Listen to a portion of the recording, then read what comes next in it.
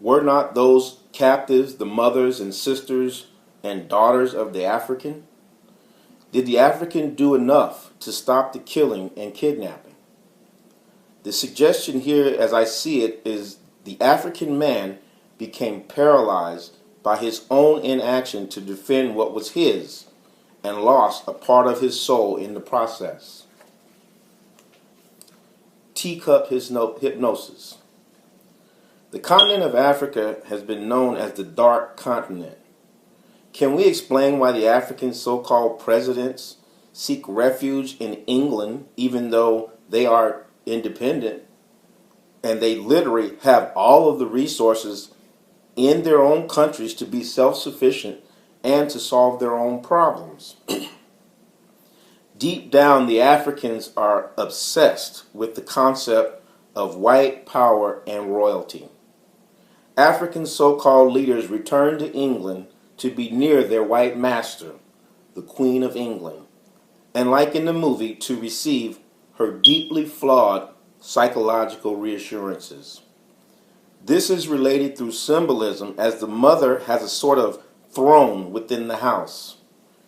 Chris, in the movie, feels guilty sitting next to her to get a cure for his bad habit of smoking.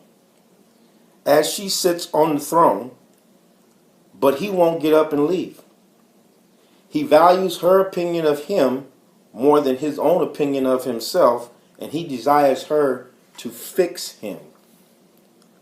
That is what the teacup hypnosis represents.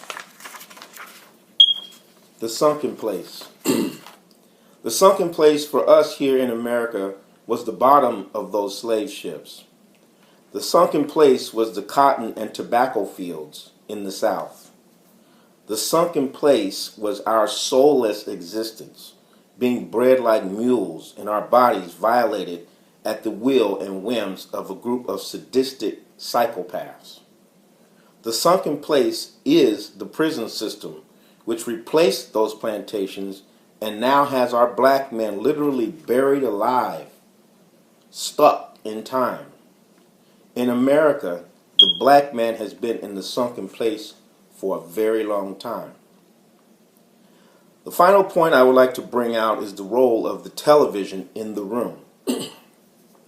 Chris was watching the TV, but he was also being watched.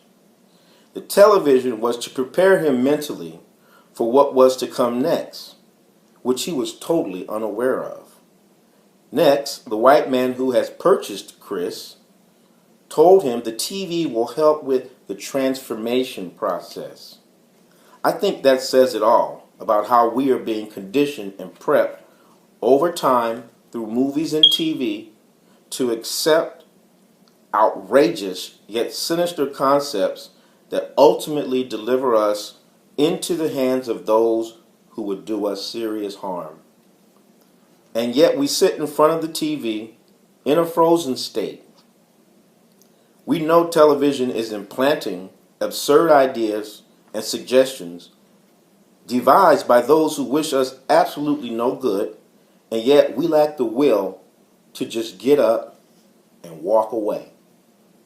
In fact, we can even hear the knives being sharpened in the next room.